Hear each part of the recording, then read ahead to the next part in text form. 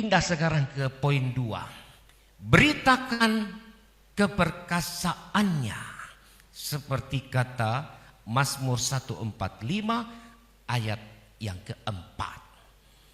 Keturunan demi keturunan. Saudara-saudara, ibu bapak dan saya ini adalah persekutuan umat Tuhan yang merupakan produk keluarga. Kenapa produk keluarga? Karena kita dibangun di dalam keluarga. Kita dibesarkan di dalam keluarga. Kita belajar di dalam keluarga. Kita berproses di dalam keluarga.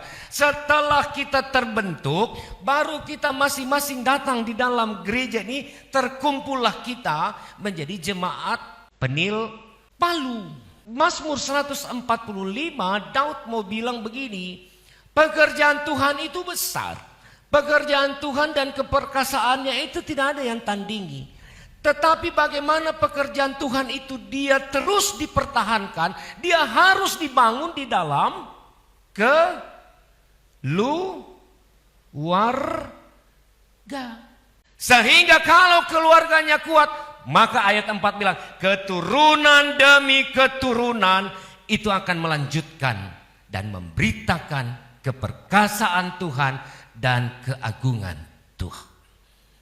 Saya mau bilang begini, hal penting dalam keluarga itu yang pertama adalah komunikasi. Jangan saling mengintimidasi. Jangan saling memperlakukan satu dengan yang lain dalam ketidakadilan dan ketidakbenaran. Ini kalau kita bicara konsep keluarga harus seperti itu. Supaya kita mengerti makna berkeluarga itu bukan hanya sekedar menjadi pasangan hidup.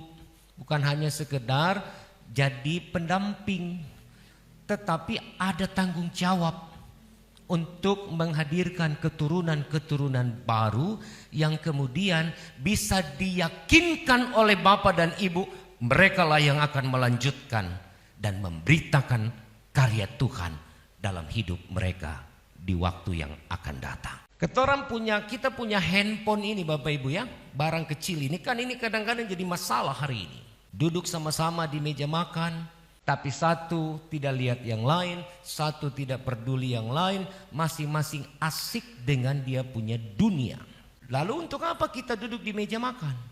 Untuk apa kita kumpul di dalam keluarga kalau komunikasinya tidak dibangun dengan baik? Yang kedua, dalam keluarga supaya punya keturunan-keturunan yang bisa memberitakan dan mewartakan kebesaran dan keperkasaan Tuhan, maka papa mama harus jadi teladan yang baik, menjadi patron, menjadi figur yang pantas diikuti oleh anak. Kadang-kadang jujur juga saya juga kan sudah orang tua dan punya 4 anak. Kadang-kadang kita juga nggak konsisten gitu ya. Didik mereka, mau mereka menjadi seperti yang Tuhan mau, tapi kita tidak jadi contoh yang terbaik bagi mereka. Tadi kita sudah 2 ya. 1 komunikasi dalam keluarga, 2 harus menjadi teladan bagi anak-anak. Bukan hanya teladan melakukan, tetapi menanamkan juga nilai-nilai itu di dalam diri mereka. Dan yang ketiga, papa mama dan anak-anak juga harus sadar bahwa mereka adalah orang-orang yang sedang Tuhan bentuk dan Tuhan persiapkan untuk satu karya pekerjaan yang besar di dalam gerejanya. Bapak Ibu tahu nggak cerita waktu Tuhan mau hukum Salomo karena Salomo melakukan dosa berbalik dari Tuhan Allah. Dia menyembah patung-patung Baal-Baal istri-istrinya. Lalu Tuhan mau hukum dia. Tiba-tiba Tuhan bilang ini, anak kacuping halus sini kau. Saya mau hukum kau sebenarnya karena kau tidak setia, karena kau tidak taat. Tapi ketika saya punya wajah menoleh kepada ayahmu Daud, saya rubah rencana hukuman itu kepadamu. Apa intinya di situ?